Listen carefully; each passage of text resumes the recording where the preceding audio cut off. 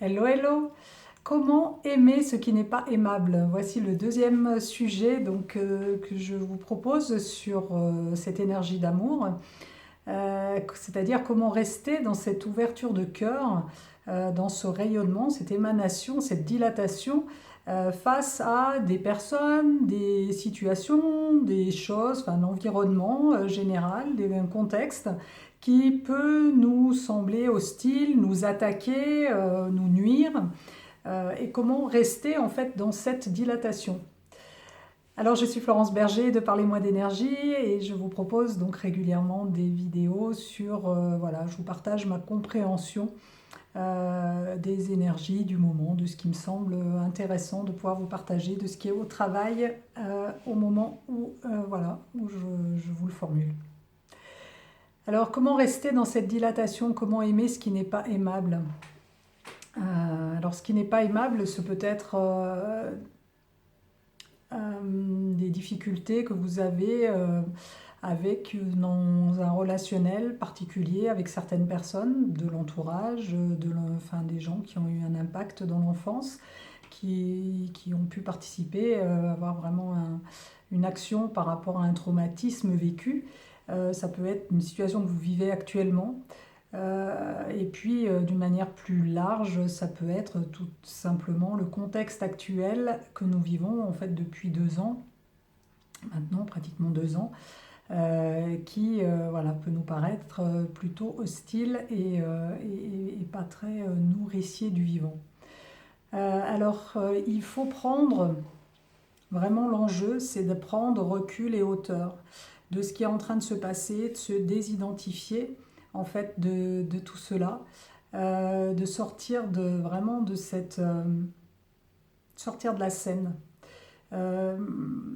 Ça fait partie en fait du travail de développement personnel par rapport à ce que nous vivons, ce que nous avons expérimenté dans le passé. Enfin voilà, pour sortir de nos traumatismes, ça demande toujours cette prise de recul et de hauteur et d'observer en fait le processus, la scène,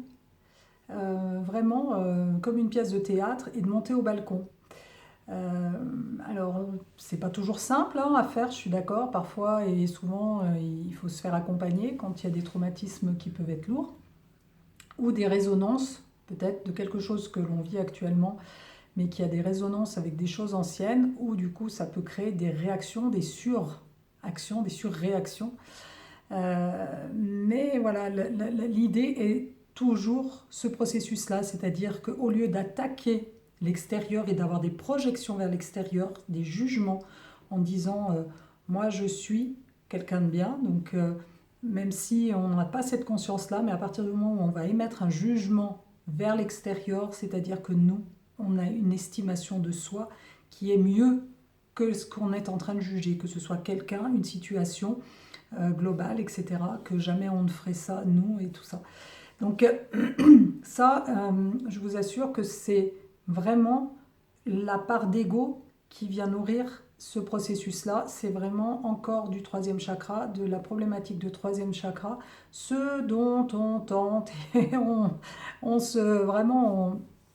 on est malmené un peu par l'énergie ambiante, parce que ça vient nous mettre dans un inconfort pour que on fasse ce travail-là sur nous et qu'on trouve justement cette voie-là pour s'extirper de cette part égotique qui est en nous, qui est pas à voir comme un ennemi, c'est simplement l'ego qui nous maintient, qui nous a maintenus en survie jusque-là. Maintenant, aujourd'hui, on nous demande de plus être en survie, mais d'être vraiment dans la vie, dans quelque chose de vivant,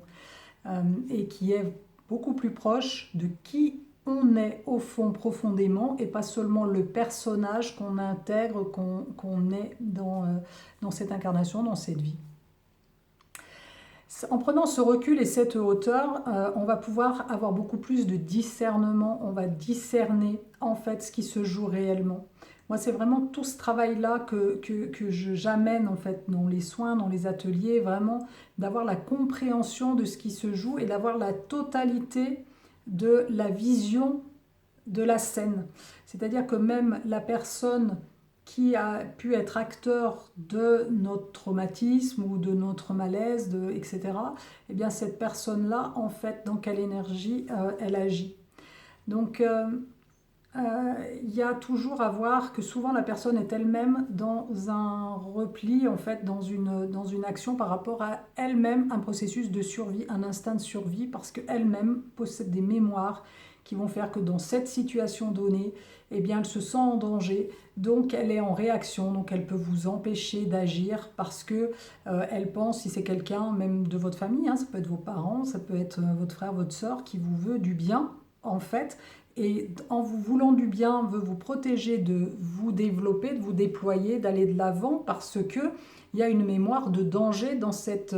ouverture, dans ce fait de se réaliser, etc.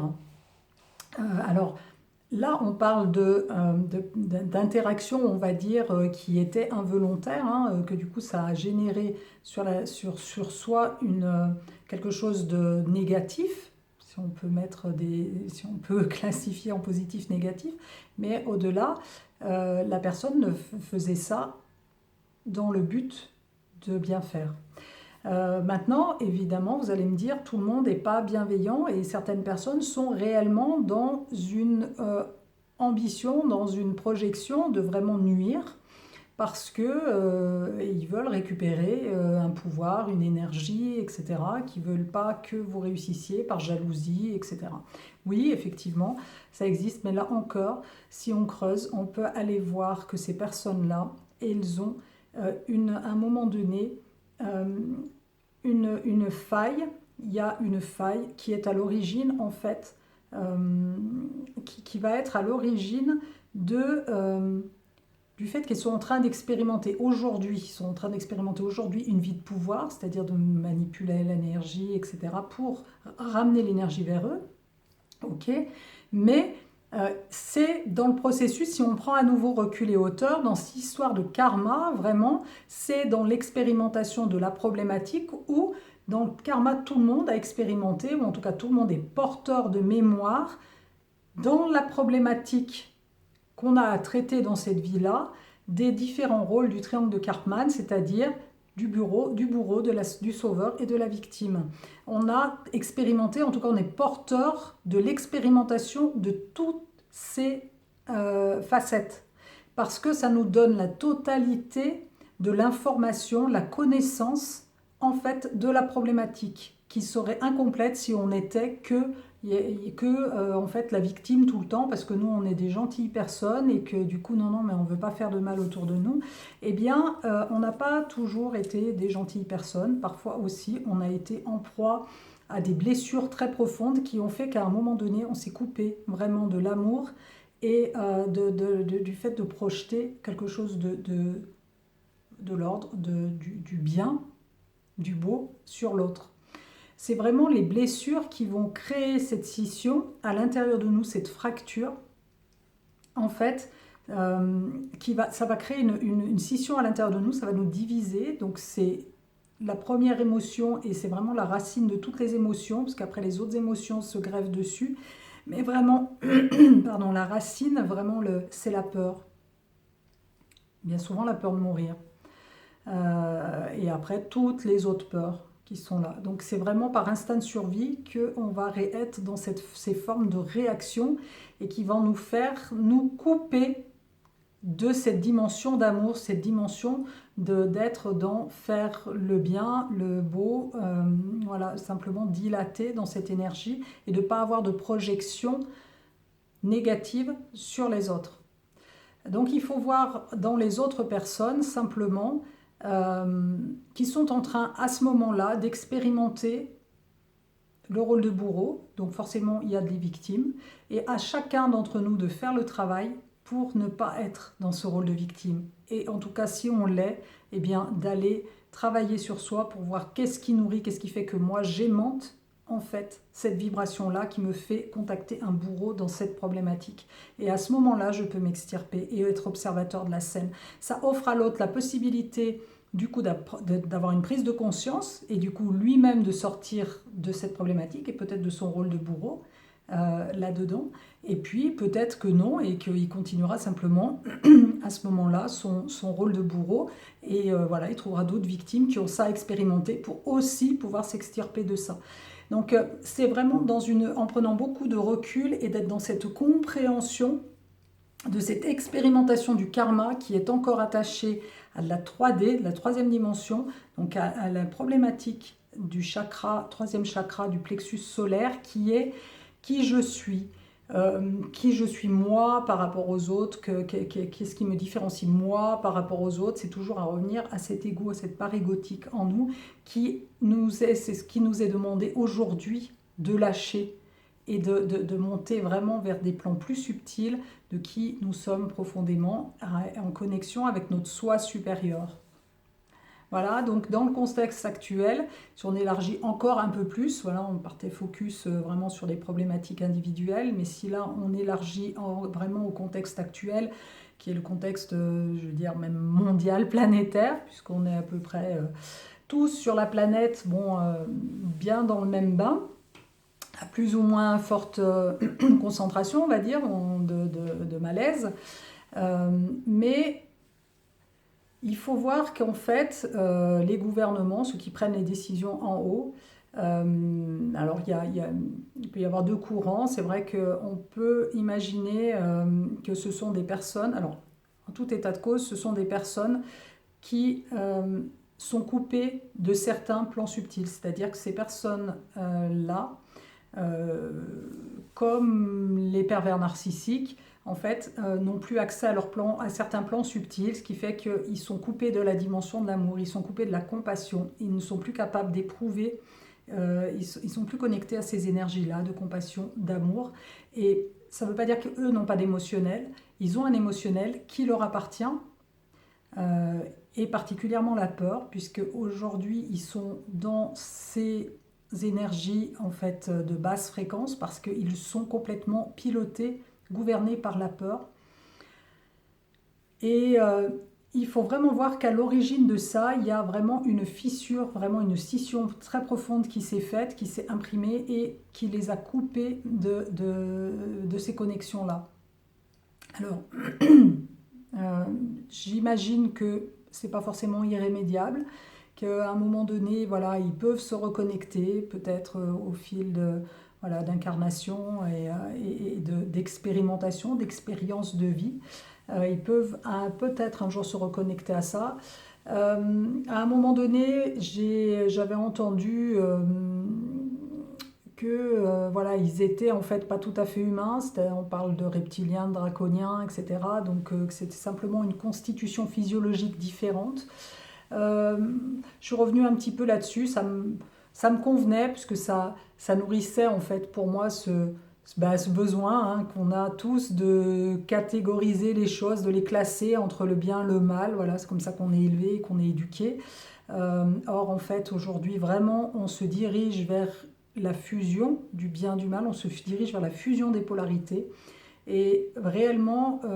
aujourd'hui, je ressens plus dans l'énergie qu'il est plus juste de dire que c'est une scission. Alors après, qu'ils soient appelés par n'importe quel nom, ces personnes-là, cette catégorie de personnes, peu importe, reste une étiquette. Mais en fait, dans l'énergie, je ressens plus qu'ils ont vraiment, par l'expérimentation qu'ils ont fait, du coup, de gros traumatismes les ont coupés de ça. Vous avez qu'à voir, en fait, moi ça me fait vraiment écho avec une phrase que j'avais lue il y a quelque temps qui m'avait beaucoup touchée, moi sur les réseaux sociaux, où on disait quand vous faites du mal à un enfant, que ce soit par la parole, que ce soit physiquement, eh bien en fait, il ne cesse pas de vous aimer, il cesse simplement lui de s'aimer. Et c'est vraiment ça qu'il faut comprendre, c'est-à-dire que ça crée une fissure, donc selon le niveau de douleur et de blessure qu'on a incarné, enfin qu'on a vécu particulièrement dans l'enfance, puisque là ça va s'ancrer dans les cellules au fur et à mesure de la croissance,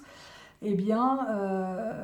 selon ce degré-là de souffrance, eh bien, la blessure est de plus en plus profonde. Et réellement, quand on a été blessé dans l'enfance, je peux vous assurer qu'on ne s'aime pas du tout et que, du coup, on peut être vraiment dans quelque chose d'une dureté extrême vis-à-vis de soi-même, mais vis-à-vis de l'extérieur aussi. Donc,